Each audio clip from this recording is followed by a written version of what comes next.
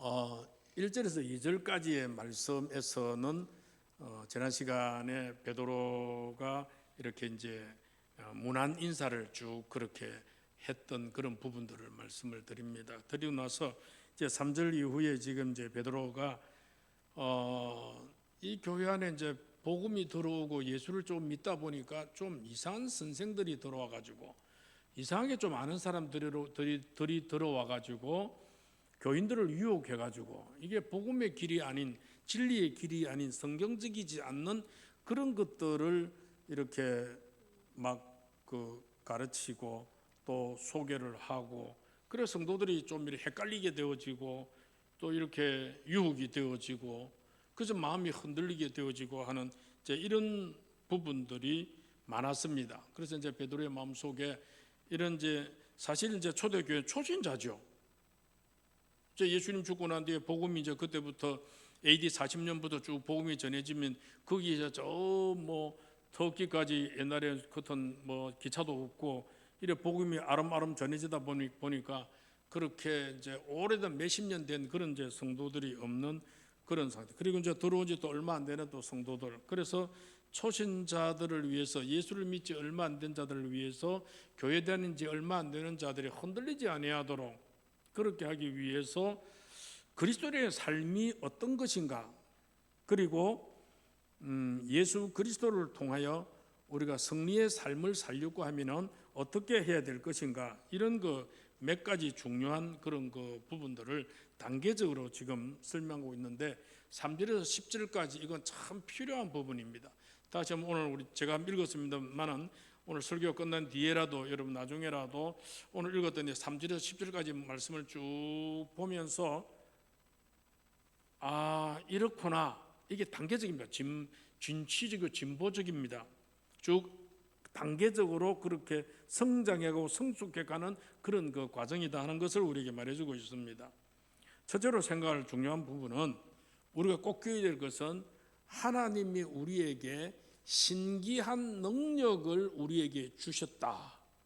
이걸 베드로 우리에게 말해주고 있습니다. 3절 읽을까요? 3절 다 같이 시작. 그의 신기한 능력으로 생명과 경건에 속한 모든 것을 우리에게 주셨으니 이는 자기의 영광과 덕으로서 우리를 부르신 이를 알므로 말미암습니다.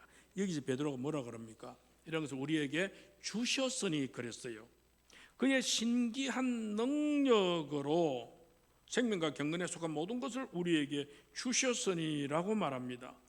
베드로가 여기서 주셨으니 말은 미래 앞으로 주실 것이다 아니고 현재 지금 하나님께서는 이미 그의 능력으로 생명과 경건에 속한 모든 것을 우리에게 주셨다라고 그렇게 말하고 있습니다. 나는 언제쯤 하나님의 사랑을 받을까? 언제쯤 하나님의 보호하심과 하나님의 큰 은혜를 받을 수 있을까라고 늘 염려하거나 또 의심하고 있는 사람도 혹시 있다면 그 의심은 버려야 합니다. 왜요? 하나님께서 이미 우리 그걸 주셨다는 거예요. 우리가 노력을 해가지고 이제 얻을 것이다 이게 아니라 이미 하나님께서 그런 생명과 경건에 속한 모든 것을 우리에게 주셨다라고 그렇게 말씀합니다. 그래서 사도 바울이 빌립보 교회와 골로새 교회에도 선포한 그런 것을 볼 수 있는데, 먼저 빌립보서 보면은 4장 13절에 뭐라 그랬습니까? 시작. 내게 능력 주시는 자 안에서 내가 모든 것을 할 수 있다. 이미 능력을 주셨습니다. 능력을 주신 그 하나님 앞에서 내가 모든 것을 할 수 있다라고 우리에게 말씀을 해 주셨고, 골로새 2장 9절에서 10절에는 뭐라고 말씀합니까? 시작. 그 안에는 신성의 모든 충만의 육체로 거하고 너희도 그 안에 충만해졌으니 그런 모든 통치자와 권세의 머리니라. 다시 말하면은 우리가 예수 그리스도를 모신다고 하면은, 예수 그리스도가 우리 안에 거하면은, 예수 그리스도 안에서 믿음의 삶이 우리 안에 부여로워지면은 우리는 모든 필요한 것을 가진다라는 것입니다. 주님께서 우리에게 주신 모든 것에 대해서 디모데후서 1장 7절에서도 성경이 우리에게 말씀하기를 뭐라고 할까요? 시작. 하나님이 우리에게 주신 것은 두려워하는 마음이 아니요 오직 능력과 사랑과 절제하는 마음이니 하나님께서 이미 우리에게, 하나님을 믿는 자들에게 주신 것이 두려워하는 마음이 아니다. 뭘 주셨다고요? 능력과 사랑과 절제와 이러한 것들을 이미 우리에게 주었다는 것입니다. 베드로가 이렇게 말하고 있는 것은 우리가 살아가야 될 삶에 대한 우리의 마음의 자세를 말하고 있습니다. 다시 말해서 우리가 주님을 따라가고 순종하면은 그 안에서 성장할 수 있도록 하나님은 우리에게 신기한 능력을 주셨다, 그 말입니다. 다시 말해서 우리가 예수를 믿고 성령으로 거듭나면 예수님께서 약속하신 대로 우리는 성령의 은사와 능력을 선물로 받는다는 것을 믿으시기를 바랍니다. 오늘 입교하시거나 또 오늘 학습을 받고 하는 이런 분들이 아직 초신자 같은 느낌이죠. 이런 분들이 뭐 또 이런 것도 분위기 속에 있는 분들일지라도 우리 꼭 알아야 될 것은 그리스도 안에 있는 자들에게 하나님께서는 우리에게 성령의 능력과 은혜 가운데에서 승리할 수 있는 믿음의 큰 은총을 주시는 신기한 능력을 우리에게 주셨다라고 3절에 말씀했잖아요. 그 다음에 하나님은 우리에게요 보배롭고 지극히 큰 약속을 우리에게 주셨습니다. 보배롭고 지극히 약속 주신 그 두 가지를 이야기한 다음에 4절에 나옵니다. 그래서 제가 3절도 읽어야 되고 4절도 읽어야 되고 그 뒤에 5, 6, 7, 8, 9, 10절을 다 읽어야 됩니다. 4절 뭐라고 나옵니까? 시작. 이로써 그 보배롭고 지극히 큰 약속을 우리에게 주사 이 약속을 말미암아 너희가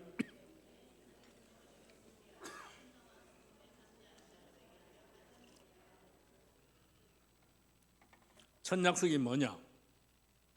첫 약속이 뭐냐면은 우리로 하여금 신성한 성품에 참여하는 자가 되게 합니다. 하나님께서 우리에게 보배로운 약속을 주셨는데 그것이 첫째가 뭐냐면은 이제 앞에 성경에서는 개정되기 전에는 신의 성품에 참여하는 자가 되게 한다. 놀라운 약속입니다. 우리로 하여금 신의 성품에 참여한다. 그래서 신의 성품이라고 그러니까 조금 오해를 하고 이해를 좀 잘못하다 보니까 다시 번역하면서 신성한 성품이라 그렇게 바꾸었습니다. 어쨌든 간에 이거는 중요한 약속입니다. 신성한 성품은 하나님의 성품이죠. 오늘 우리로 하여금 큰 약속을 우리에게 주셨는데 우리로 하여금 세상의 것을 피하여 우리로 하여금 신성한 성품에 하나님의 성품이잖아요.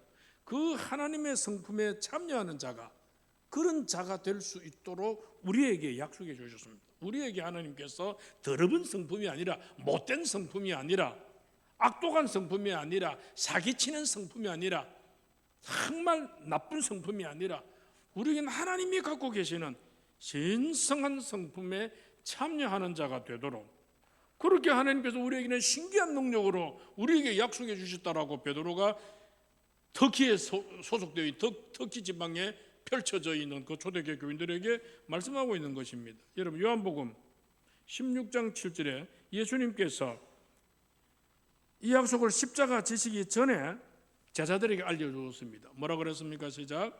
내가 떠나가는 것이 너희의 유익이라. 내가 떠나가지 아니하면 보혜사가 너희에게로 오시지 아니할 것이요 가면 내가 그를 너희에게로 보낼 것이라. 보혜사를 보낸다. 보혜사가 누굽니까? 성령님이시잖아요.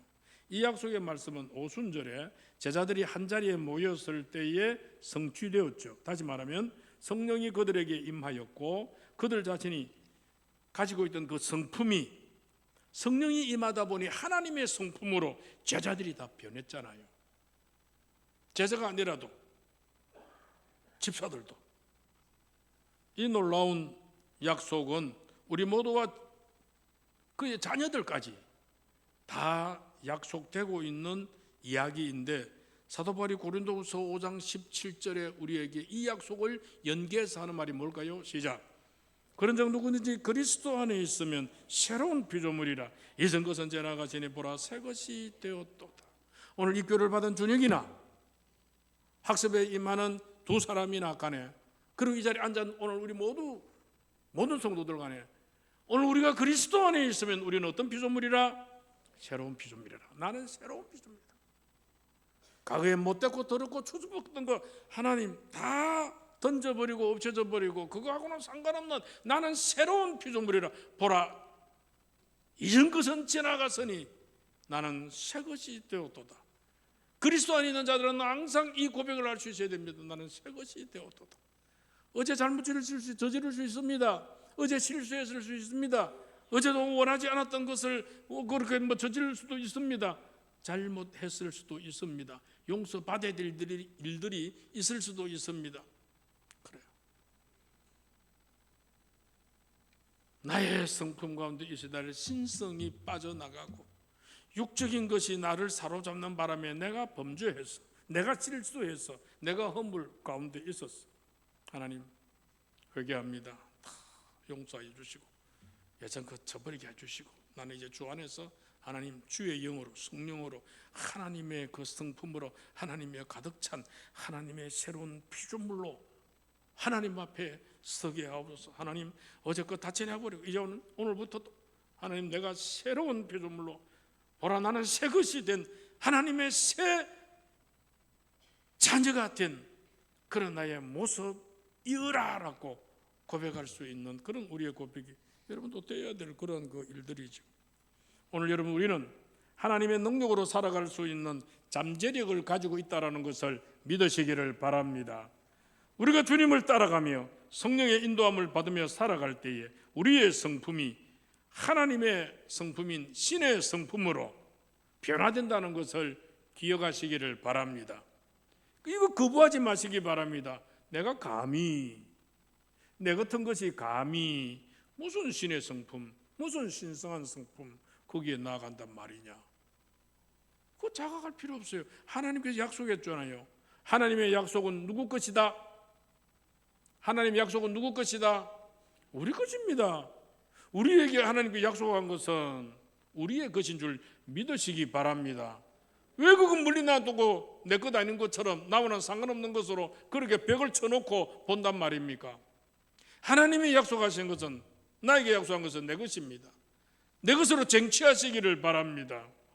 그러게 예수 그리스도를 내 구주로 고백하고 주 안에서 살아가며 성령의 은총 가운데 살아가며 성령의 충만함을 향하여 달려가는 여러분들에게, 오늘 우리에게 하나님의 성품이 우리를 지배하고 우리를 다스리게 되어진다는 것을 정말로 가슴에 믿고 감개하며 감개무량하게 하나님 앞에서 감격하며 살아갈 수 있기를 주의 이름으로 축원합니다. 또 하나 약속은요, 4절에 뭐라고 그랬습니까? 이 약속으로 말미암아, 4절 한번 떼주면 옳게 이러도 보배로 저기 큰 약속을 우리에게 주사 이 약속으로 말미암아 너희가 정욕 때문에 세상에서 썩어질 것을 피하여, 이거나 자릅시다. 여기까지. 세상에서 정욕으로 인하여 세상의 육적인 것으로 인하여 세상의 욕심으로 인하여 세상적인 것으로 인하여 썩어질 것을 피하게 해준다. 이 하나님의 약속입니다. 썩어질 곳으로 우리를 진탕만탕 쪽으로 하나님은 내던지는 하나님이 아니라는 겁니다. 죄짓기를 원치 아니하면 원치 아니하도록 하나님께서 만들어 주시는 줄로 믿습니다. 썩어질 것으로 하나님께서 나가도록 우리를 내버려 두지 아니하신다는 것을 여러분들이 기억했으면 좋겠습니다. 너희가 정욕 때문에 세상에서 썩어질 것을 인하여, 너가 인간적인 생각 때문에 세상에서 썩어지는 그것을 피하도록, 우리의 욕심 때문에 여러분 어떻게 썩어집니까? 우리의 욕심 때문에, 인간적인 것 때문에, 또 여러 가지 명예심이나 시기심이나 이런저런 악한 불의한 것들 때문에 우리로 하여금 세상에 썩어질 곳으로 내모는 악한 세력들의 뒷받침이 있습니다. 그러나 하나님께서 우리에게 주신 신기한 능력으로 말미암아 우리가 주 안에서 큰 약속을 받아 믿고 나아가는 우리를 결코 세상에서 썩어질 그곳으로 들이미는, 그것으로 떨어지는 그것을 못하게 하나님께서 피할 수 있도록 그렇게 해 주신다, 그 말이죠. 베드로가 말하는 요지가 이겁니다. 우리가 성령의 능력 안에서 행하고자 그렇게 살아갈 때 우리는 육신의 욕심대로 살 수 없다. 성령의 능력 안에서 살렸고 성령의 충만으로 살렸고 성령의 내주하심의 인도하심을 따라 살렸고 했을 때는 우리로 하여금 육신의 정욕대로 살도록 내버려 두지 아니한다 그 말이에요. 이런 데서 바울은 갈라디아 교인들에게 비슷한 그 교훈을 갈라디아서 5장에 이렇게 16, 17절에 말하고 있습니다. 시작. 내가 이르노니 너희는 성령을 따라 행하라. 그리하면 육체의 욕심을 이루지 아니하리라. 육체의 소욕은 성령을 거스르고 성령은 육체를 거스르느니 이 둘이 서로 대적함으로 너희가 원하는 것을 하지 못하게 하려 합니다. 자, 16절에 뭐라고 합니까? 너희는 뭘 따라 행하라? 성령을 따라 행하면 뭐를 못합니까? 육체의 욕심을 이루지 못해요. 성령을 쫓아 행하면, 성령의 충만을 따라서 몸부림치면 육체의 욕심을 안 따라가집니다. 문제는 뭘까요? 성령을 따르지 않기 때문에 그래요. 우리가 작밤 기도할 때 정말 날마다 빠지지 않고 애쓰고 기도하는 첫 번째 기도가 뭡니까? 성령 충만을 위해 기도하잖아요. 그거 안 되면 아무것도 안 되잖아요. 17절은 뭘 겁니까? 육체의 욕심은 성령을 따라가는 것을 못하게 합니다. 육체의 욕심이, 세상의 욕심과 육체의 욕심과 우리가 영적이지 아니한 것들의 욕심이 가득 차면은 우리로 하여금 영적으로 못 살게 만듭니다. 이건 서로 대적입니다. 성령은 육체를 거스르나니 이 서로 대적합니다. 어느 것을 쫓아가느냐 이거예요. 육체를 쫓으면, 세상을 쫓으면 영적인 것은 뒤로 빠집니다. 신앙과 믿음은 저 밑바닥으로 빠져요. 한번 보십시오. 왜 저분은 신앙생활이 저렇고 가는 분들은 뭘 주로 쫓아갑니까? 육체를 쫓아나갑니다. 육체의 소유.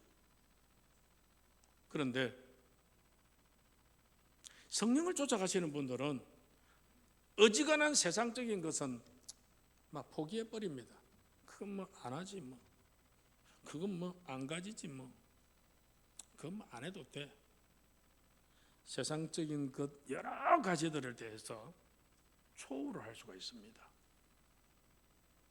어느 쪽으로 많이 가지느냐.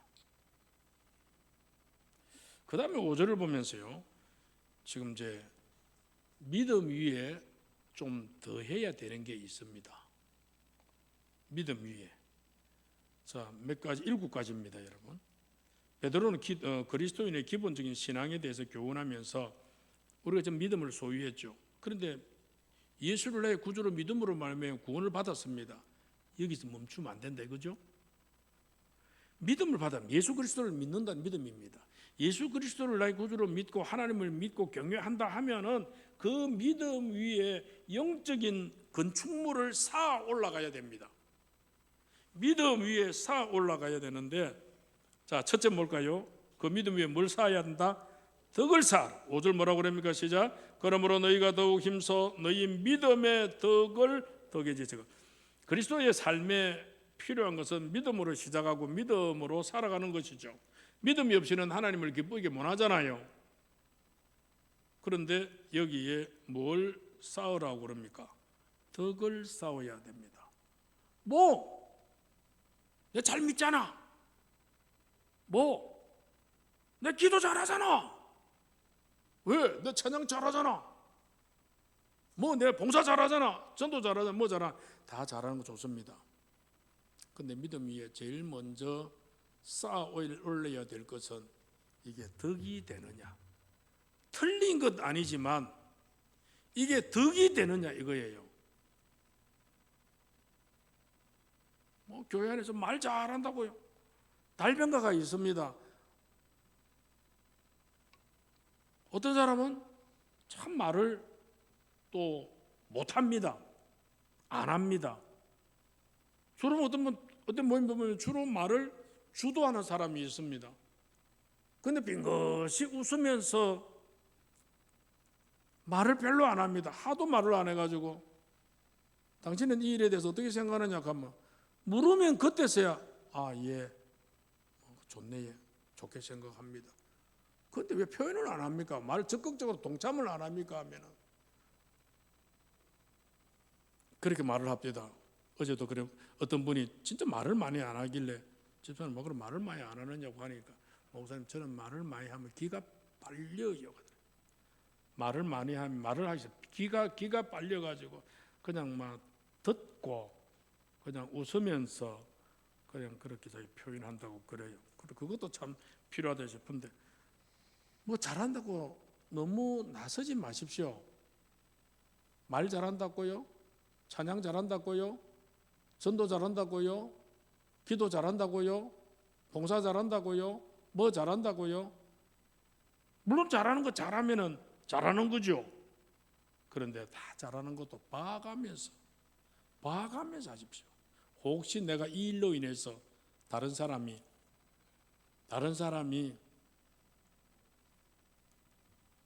피해를 안 줄까? 다른 사람이 상처를 안 받을까? 다른 사람이 또 마음에 불편해하지는 않을까? 내 좋다고 내 잘한다고 날아가지 마십시오. 살펴봐야 됩니다. 주변을 살펴보고 같이 더불어 가셔야죠. 그래서 믿음의 덕을, 그 다음에 두 번째는 덕의 뭘? 지식을 해야 된다. 이 지식은 하나님에 대해서 좀 이렇게 알아가는 그런 그 일입니다. 내가 여기까지 아는데 다 알았다고 생각했죠. 아니 이만큼은 다 알아도 생각했는데, 그런데 세월이 지나 보니까 내가 알았던 요구만 하지만 세월이 좀 더 가보니까 저까지도 있었네.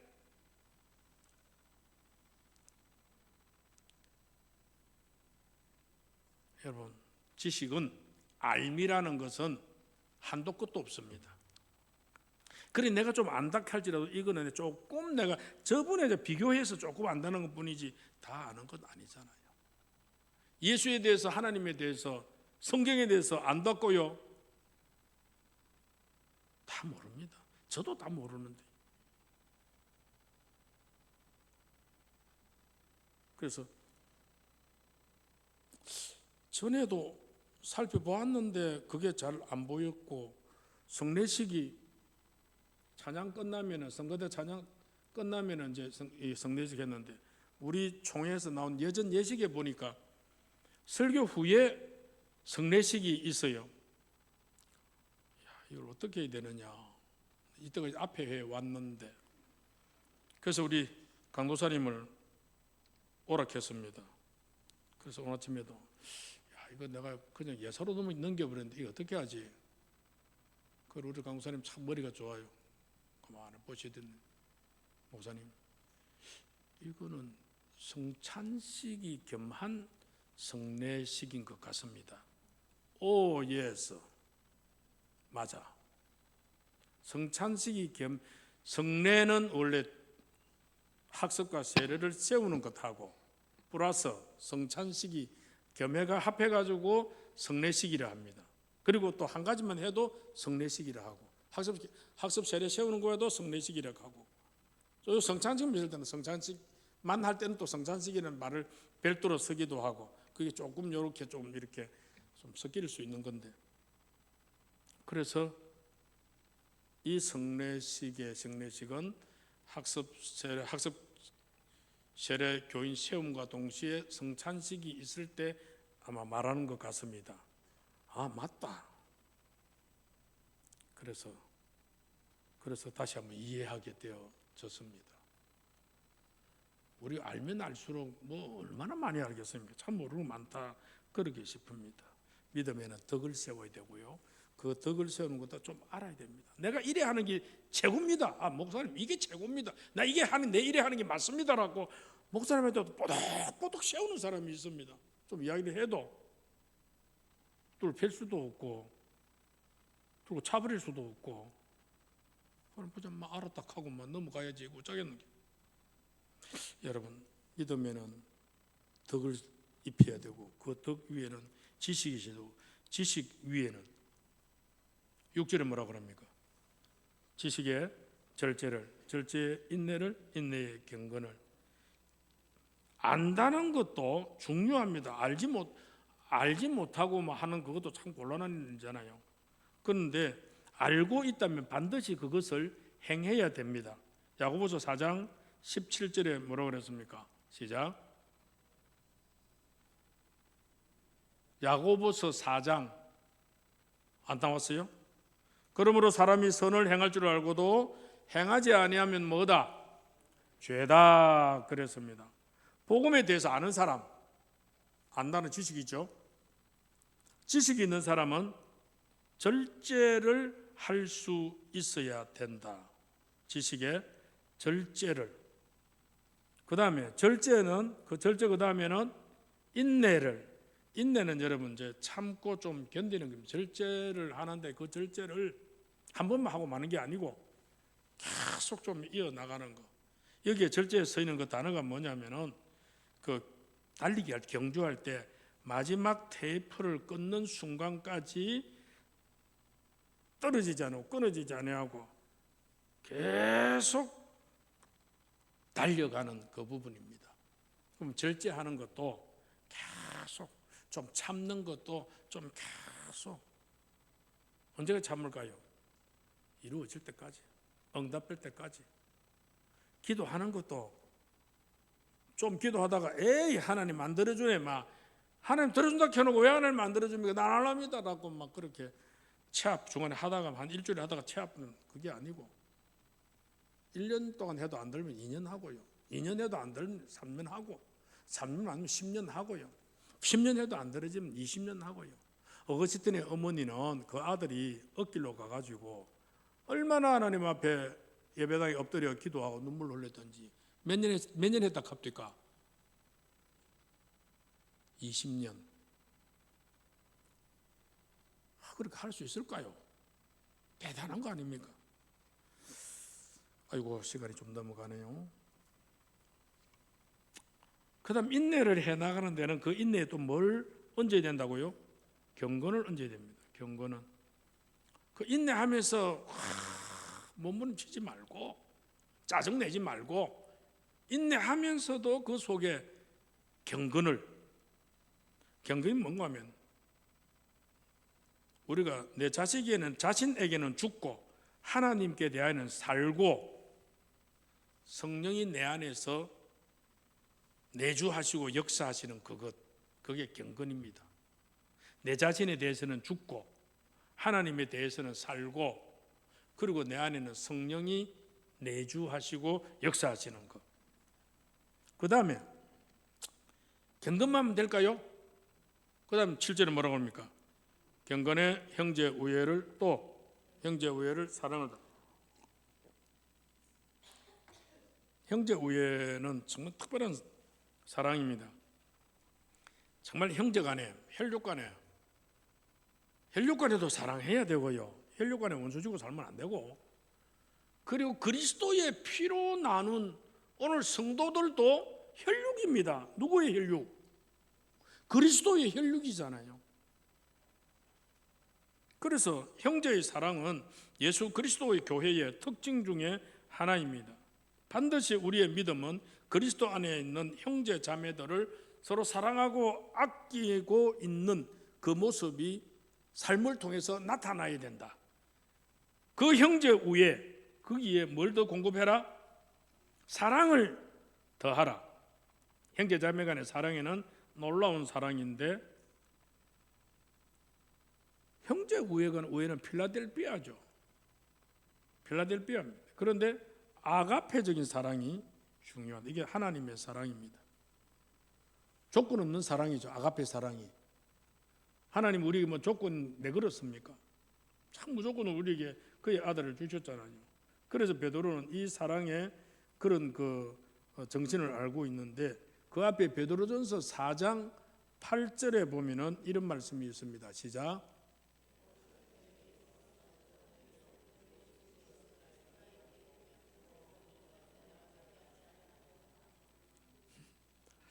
조금 잘못 갔습니다. 베드로전서 4장 8절에 보면은 무엇보다도 뜨겁게 서로 사랑할지니 사랑은 서로 허다한 죄를 덮는다라고 그렇게 말한 게 있습니다.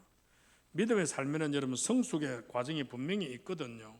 그래서 믿음으로 시작해서 덕과 지식과 절제와 인내와 경건과 형제 우애와 사랑이라는 그 과정이 있습니다. 베드로는 이러한 것들이 우리의 것이 되어지고 이러한 것들이 우리 안에 협족하게 될 때에 두 가지 유익이 있다고 그랬습니다. 그 두 가지 유익이 뭐냐면 8절에 나오는데, 요게 이제 8절입니다. 요거는 베드로후서 1장 8절입니다. 시작. 이런 것이 너희에게 있어 협족한 적 너희로 우리 주 예수 그리스도를 알기에 게으르지 않고 열매 없는 자 되지 않게 하려 합니다. 첫째가 뭐냐면은 지금까지 이야기 7절까지 3절부터 7절까지 쭉 이어오면은 우리에게 유익이 있는데, 그게 이어와가지고 그게 내 것이 되고 내 마음에 합족하게 되어지면은, 첫째, 예수 그리스도를 아는데 게으른 자가 되지 아니한다. 그럼 어떤 자가 될까요? 열심히 있는 신앙인이 된다, 그 말입니다. 아멘입니까? 3절부터 7절까지 이 말씀이 내 속에서 섭취되어지고 그것이 내 속에 나타나게 되어지면은 내가 예수를 아는데 게으른 자가 되지 않고, 꼭 게으른 자가 안 되면 어떻게 해요? 예수를 아는데 부지런한 자가 된단 말이에요. 신앙과 믿음과 성도로서의 부지런한 성도가 되어진다, 이 말입니다. 게으르다는 말은 아무 쓸모없다는 것입니다. 아무 쓸모없는 자가 아니고 3절부터 7절까지의 이 말씀의 내용으로 내가 무장이 되어지고 내 속에 가득하게 되어지고 흡족하게 되어지면은 나는 하나님 앞에 쓸모없는 자가 아닌 어떤 자? 쓸모 있는 자가 된다. 여러분, 쓸모 있는 자가 되어야 되죠. 아멘. 쓸모 있는 자가 되기를 바랍니다. 그렇다면 우리는 믿음으로 그 기초의 7가지의 단계를 쭉 쌓아 올리는 그 사람, 그렇게 되어질 때 하나님께로부터 어떤 자? 쓸모 있는 자가 되어진다, 이 말입니다. 쓸모 있는 자를 향해서 여러분 나아가기를 축복합니다. 둘째, 이렇게 준비된 자는 열매 없는 자가 되지 않게 하겠다. 열매 없는 자가 되지 않게 하겠다. 그럼 무슨 말이에요? 열매 맺는 자가 된다, 이 말이에요. 예수를 믿어 저 사람 맞으랬노? 좀 예수 믿는 사람으로서 좀 이렇게 여러 사람들에게 덕을 끼치고 여러 사람들에서 예수 믿는 사람으로서 열매적인 모습들을 나타내고 이렇게 해야 되는데, 아이고 이 교회만 댕겼다 보이지 왜 저럴꼬? 뭐가 없어 그랬을까요? 믿음 위에 이 7개 단계가 쫙 집을 안 지어서 그렇습니다. 7개 단계로 나아가야 되는데 이 일을 향해서 달려가지 않고 힘쓰지 않고 애쓰지 않아 놓으니까 열매가 없어요. 예수님도 그랬잖아요. 열매에 가는 교훈을 주셨잖아요. 요한복음 15장 4절 있잖아요. 요한복음 15장 4절 시작. 내 안에 거하라 나도 너희 안에 거하리라.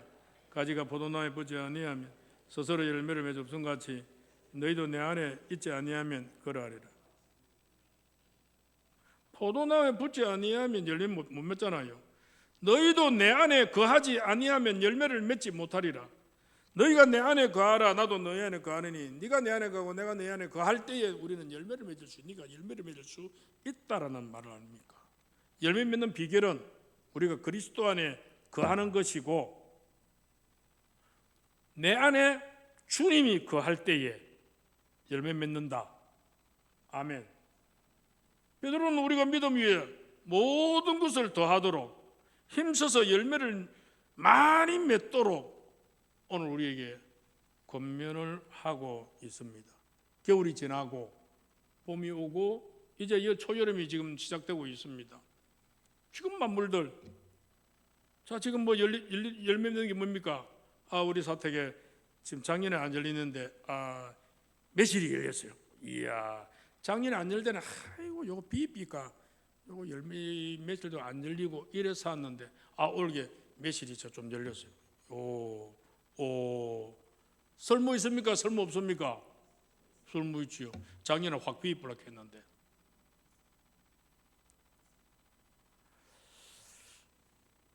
오늘 우리에게 열매를 맺을 때에 하나님께서 우리에게 큰 은혜를 주시고 우리에게 큰 복을 주시는 줄 믿습니다.